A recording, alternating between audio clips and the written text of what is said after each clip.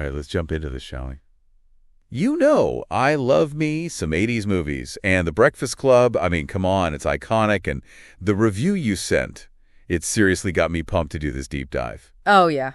Yeah, it's like the fact that the whole thing happens in one place, a high school library, no less, you'd think it'd be boring, but it's the total opposite. It is kind of wild how they make that one setting so intense, you know? Like, because they're stuck there, these characters, they have to face each other, face themselves even. Exactly. You've got these 5 totally different stereotypes, the brain, the athlete, the princess, all thrown together. And they start off like so locked into those roles, right? Totally. Like Brian, the brain, he's drowning in pressure to be perfect, Oh, yeah, the pressure to succeed. I get that. Then you got Andrew, the athlete, trying to live up to his dad's, impossible expectations. Oh, for sure. Like that whole sports star thing can be so much pressure. And Claire, the princess, trying to fit in, but is she even happy? That whole popularity game, it's rough. And the review really gets into how, underneath all that, they're all messed up in their own ways, you know? Totally. And then there's Alice in the Basket Case, kind of hiding in plain sight. Oh, yeah. And then there's Bender, the criminal. The review said he comes from, a super messed up home life. It's crazy how the film makes you see past those labels, right?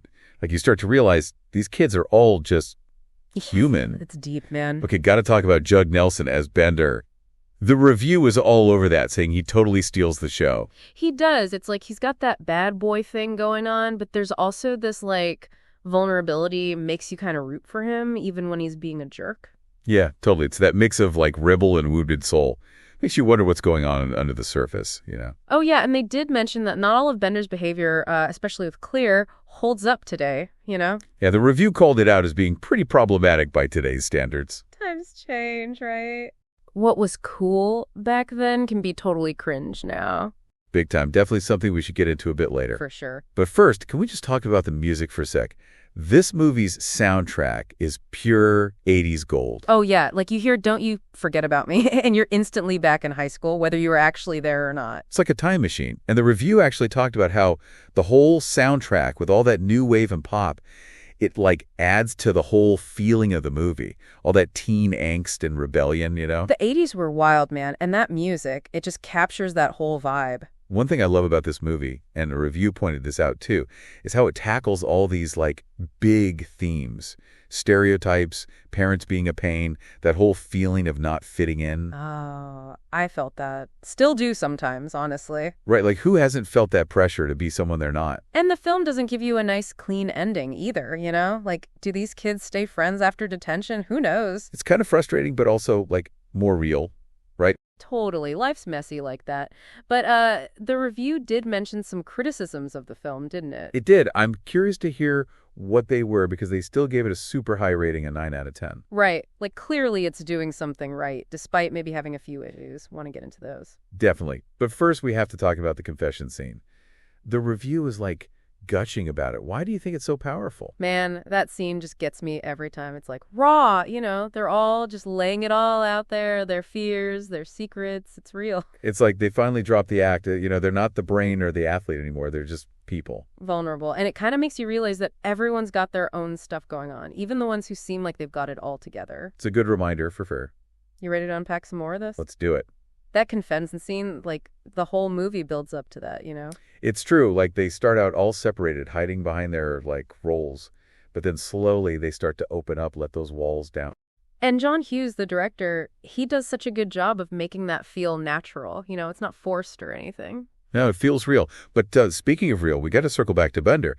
The review was into his performance, but it also said some of what he does, especially to Claire, is just not cool today. Oh, yeah, for sure. Some of that bad boy stuff they thought was okay in the 80s totally crosses the line now. It's hard, though, right? Because he's such an interesting character, but then he does these things that are ugh, It makes you think, how do we deal with movies from the past that have these problems? Do we just ignore them, or can we still appreciate them but also say, hey, this part's messed up? It's a tough one. I mean, things change, society changes, right? Totally. What was acceptable back then is totally different now, and it's good to talk about it, see how far we've come. Yeah, we can learn from the past, right? Okay, I got to talk about the ending. That scene where they're walking out of detention, Simple Minds is playing, Goosebumps every time. and it just ends. Like, do they stay friends? Do things change for them? We don't know. It's such a good ending, though, right? Because it leaves you thinking it's not a fairy tale, everyone's problems magically solved. It's real life. Messy, unpredictable. And I think that's why people still argue about it, you know? Like, what happens to them after that Saturday? Did Bender go back to being a jerk? Did Claire ditch the popular crowd? Who knows? It's up to us to decide, I guess. And that's kind of cool, right? Like, the movie makes you think about your own life, your own high school experiences. Totally. It's like those questions about friendship, about change, they're still relevant today. Life doesn't always give you easy answers. Nope. And sometimes the best stories are the ones that leave you with more questions. They make you want to talk about it, think about it long after it's over. This is making me realize, like, The Breakfast Club is more than just a teen movie. You know, it's sparked so many conversations about real stuff. Stereotypes, cliques, the pressure kids are under. It really has. Like, it makes you look at your own biases, you know, to see people as individuals, not just labels. And that's important, even today. It's funny, right? A movie about kids stuck in detention can be so deep. And heartwarming, too. Like, even though they're going through all this crap, there's still that hope for connection, for understanding. And that's something everyone wants, right?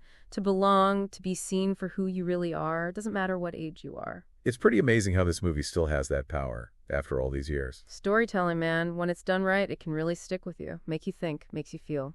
I'm really glad we're doing this deep dive. I'm seeing this movie in a whole new light. Me too. It's more than just entertainment. It's art, and it's got a lot to say. Ready for the last part of our deep dive? Let's do it. You know, it's funny. We've talked about this movie for a while now, but I'm still, like, thinking about it. It feels so current somehow, you know? Oh, yeah, totally. Like, that's why they call it a classic, right? It's not just a product of the 80s. It still works today. People are still watching it, still finding something in it. I wonder what that is, though. Like, what makes it so timeless? Well, I think it's just that it's so honest about being a teenager, you know? It's not afraid to show how hard it can be. These characters, even though they're presented as these, like, stereotypes at first, they feel real. Their problems, their worries, they're, like, universal, you know? The pressure from parents trying to fit in, figuring out who you are, that doesn't really change over time. Yeah, like, it's almost like looking back at your own teenage self, right? All those awkward moments, the confusion, but also, like, that feeling that things could get better. For sure. It's got that whole mix of angst and excitement, you know, like feeling lost, but also knowing there's so much possibility out there. And it doesn't shy away from the tough stuff like feeling alone, not fitting in. But then it also shows how important those connections are, those friendships that can, like, save you. Yeah, like finding your people, right? Even if they're not who you'd expect. The review kept talking about how the film is about finding common ground, even when people seem totally different. Like, these kids start out in their separate little groups, but by the end, they've kind of realized they're not that different after all. Exactly. It's like underneath all the labels, jock, princess, brain, are all just kids trying to figure things out, you know, to find their place. And sometimes the people who can help you do that are the ones you least expect. It's weird, though, because even though the ending is hopeful, you know, they walk out of detention together, Simple Minds playing, it still feels uncertain, you know. The review even asked, like, do these friendships actually last? What happens on Monday morning? Right, like, back to reality. Do they go back to their old ways? It's frustrating, but also, like, it makes you think. It doesn't give you all the answers. And I think that's part of what makes it so thick. Like, it doesn't sugarcoat things. Change is hard, relationships are hard, and it just shows that it lets you decide what you think happens next. I guess that's why people still debate it. You know, years later, we're still talking about it. And that's cool, right? It keeps the conversation going. It makes you think about your own life, your own experiences. It makes you wonder, like, did those friendships from high school last? Did you change? Did you become who you wanted to be? Deep stuff. And it's all because of a movie about kids stuck in detention. It shows you how powerful stories can be. I'm realizing now this movie, it's more than just entertainment. You know, it started so many important conversations about, like, social stuff, stereotypes, the pressure kids are under. It really has. It challenges you to, like, look at your own biases, to see past those labels we put on people, to realize we're all more alike than we think. That's such a powerful message, and it's awesome that it's still relevant today. Totally. Like, we're still dealing with those same issues, cliques, fitting in, feeling like an outsider.